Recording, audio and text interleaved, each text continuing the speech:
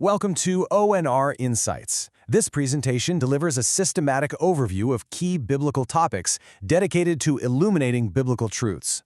Drawing from a foundation of rigorous biblical research, we offer insights tailored for deep thinkers who seek understanding and spiritual clarity.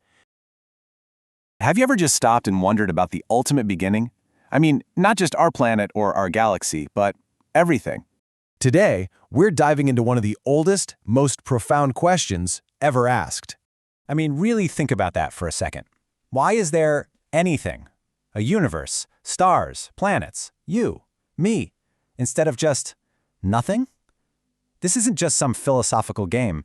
It's probably the most fundamental question we can possibly ask. It's the real starting point for understanding reality itself.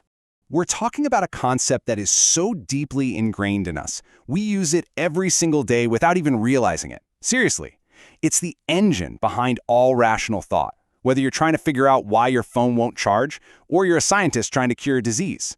The fancy name for it is the principle of sufficient reason. But all it really means is that things don't just happen for no reason at all. Stuff doesn't just pop into existence out of nowhere. Our brains are basically hardwired to assume that for everything that exists, there's an explanation for it, even if we don't know what it is. And this little thought experiment just shows how deep that instinct goes. I mean, imagine you're staring at an empty table, and poof, a rabbit appears. You wouldn't just shrug and say, a rabbit. No way. You'd immediately look for the magician, the hidden compartment, the trapdoor. You'd search for a cause, because the idea of something coming from absolutely nothing just feels completely absurd to us. Okay, so let's take that same logic, that need for a cause, and apply it to the whole universe. If the universe has a cause, and that cause has a cause, which also has a cause, and you just keep going back and back and back forever, well, we slam right into a huge logical problem. The philosopher Peter Kreeft put it so well. He said to imagine a giant chain just hanging in midair. Every single link is held up by the link above it. Make sense?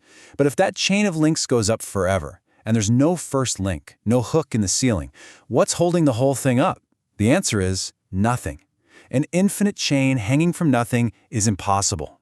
Or here's another way to think about it. Picture a long freight train. The caboose is moving because it's being pulled by the car in front of it, and that car is pulled by the one in front of it, and so on down the line.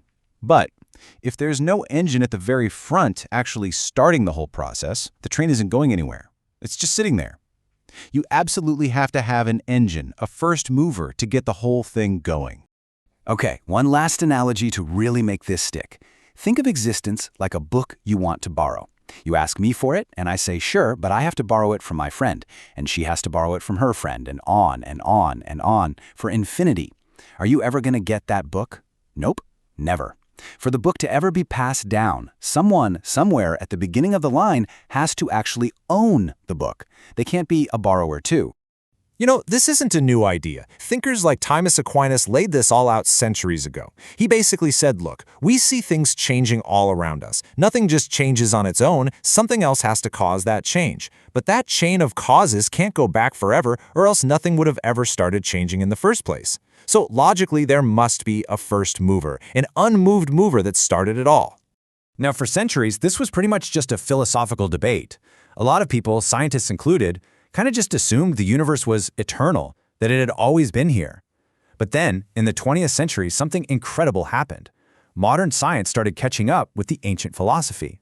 The evidence just started piling up. It began with Einstein, whose own math pointed to a universe that wasn't static. Then Edwin Hubble made a mind-blowing discovery. He observed that light from distant galaxies was redshifted, a clear sign that they were all flying away from us at incredible speeds. The universe was expanding. And if you run the film backward, everything comes crashing back together into a single point in the distant past. Then, in 2003, a theorem by Borde, Guth, and Vilenkin pretty much sealed the deal, showing that any expanding universe like ours mathematically must have a beginning. Alexander Vilenkin, one of the authors of that theorem, put it bluntly. The old idea of an eternal universe, a place for scientists to kind of hide from this problem, that was gone. Science now had to face the reality of a cosmic beginning head-on. We've got philosophy and modern science both pointing to the same conclusion. The universe had a beginning. And we know that things that begin have a cause. The cause of the entire material universe couldn't be part of that material universe. It would have to exist outside of space, time, and matter, and so it wouldn't be subject to the physical laws it brought into being in the first place. So, just by using logic, we can deduce what this first cause must be like. It has to be timeless, spaceless, immaterial, and changeless. To create a universe from nothing, it would have to be immensely powerful. And, because it made the choice to create, it had to be personal. But does the evidence just point to some kind of blind cosmic force or something more? This is where we get to the idea of a creator, an idea often called the fine-tuning argument. The basic idea is that creation itself seems to bear the signature of its creator. And this isn't a new concept at all. The feeling that the universe itself testifies to a maker is an ancient one.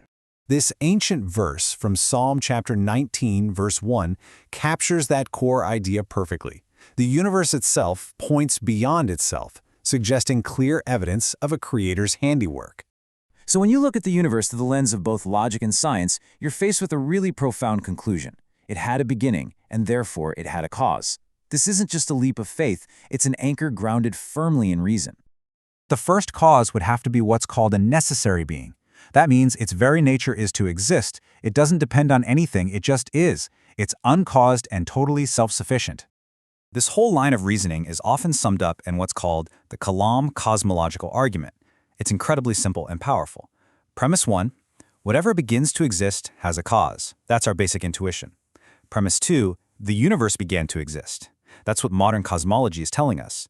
And if both of those premises are true, the conclusion is unavoidable. Therefore, the universe has a cause. And that leaves us with a final, massive thought to chew on. If the scientific and philosophical evidence really does point to a universe that was intentionally brought into being by a timeless, powerful first cause, what does that imply about our own lives? What does it mean for there to be a reason, not just for a rabbit on a table, but for everything, including us?